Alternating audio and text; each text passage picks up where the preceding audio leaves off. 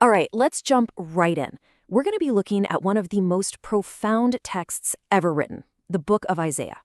And it's this incredible masterpiece that somehow manages to weave together these really stark warnings of judgment with this just absolutely breathtaking message of hope.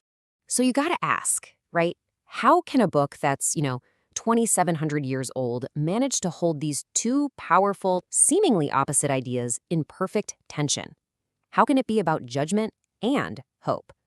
Well, that is the central question we are going to unpack together. Okay, so first things first, context is everything. Isaiah wasn't just writing this stuff in a vacuum. His ministry lasted for 40 years across the reigns of 4 different kings. And this was all happening during a time of just immense political crisis. I mean, the mighty Assyrian Empire was on the move, and the nation of Judah was right in its crosshairs.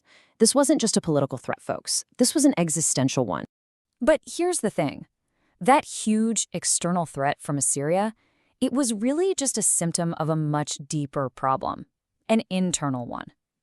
The nation itself was in a state of total spiritual crisis. And Isaiah uses this really powerful metaphor to explain what was going on. It's called the Song of the Vineyard. Think of it like this.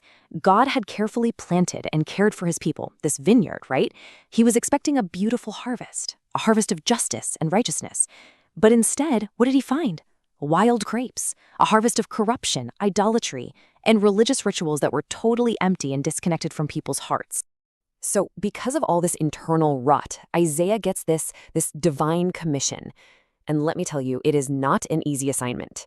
His job is to deliver a message of impending judgment. And the way this all starts, wow, it's one of the most dramatic scenes you'll find anywhere. He's in the temple and he has this vision. He's face to face with the raw, unfiltered, untamed holiness of God. And yeah, it's a moment that changes everything for him. This is the sound he hears, this cry from the angelic beings that are surrounding God's throne. And that vision, that experience of God's perfect, overwhelming holiness, that becomes the standard. It's the ultimate reality that Judah's corruption is measured against. So, you see, God's judgment isn't just some arbitrary anger. No, it flows directly from his pure and holy nature.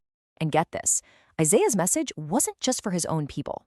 Nope, he also delivers these divine warnings, these oracles, against all the surrounding superpowers. We're talking Babylon, Egypt, Moab, Tyre. This makes a really powerful point. God isn't some local, tribal deity. He is sovereign over all nations. No empire, I don't care how powerful you think it is, stands outside of his authority. But then, right when the message seems impossibly bleak, Isaiah pivots. He completely changes direction.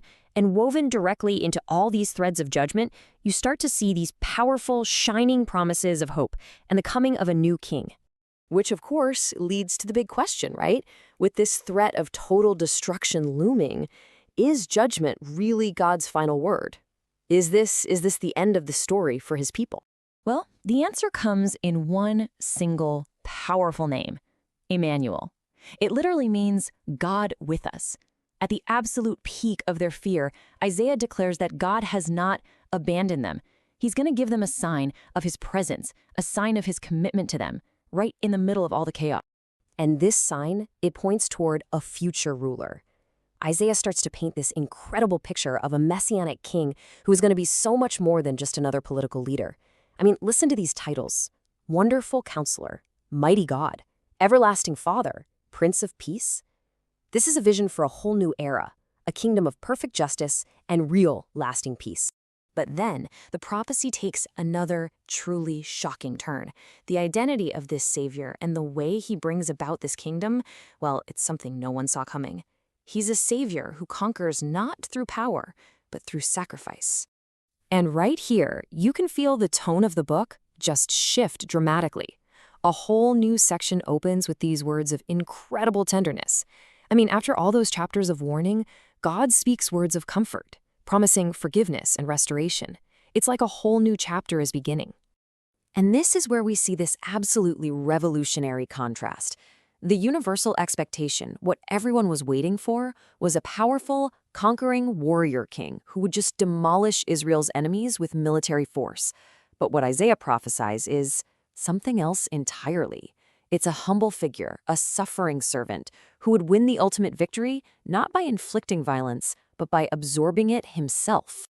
And with this, we arrive at the absolute theological core of the book. This servant achieves the ultimate victory by taking the sins, the failures of his people onto himself. He was pierced for our transgressions, the text says. He was crushed for our iniquities. It's this mind-blowing idea that salvation comes not through power, but through substitutionary suffering. You see, the work of the suffering servant doesn't just stop at restoring a single nation. Oh no, it unleashes a plan for complete cosmic renewal. This final section gives us the ultimate vision of what his sacrifice is really all about. So Isaiah lays out the path to get there. It starts with a call for true worship, the kind that isn't just empty ritual, but one that overflows into real justice and compassion for others. And that leads to the restoration of God's people. But the final step is the most breathtaking of all. It's God's promise to create a new heavens and a new earth, a totally renewed creation where sorrow and violence and death are gone forever. And so here we are. We're left with this 2,700-year-old message from Isaiah that on one hand confronts our own failures head-on, but on the other offers us unbelievable hope. And it's not just hope for forgiveness, but for a completely restored world. And that leaves us with a pretty profound question to chew on. What does it actually mean to live our lives today in the light of that ultimate hope?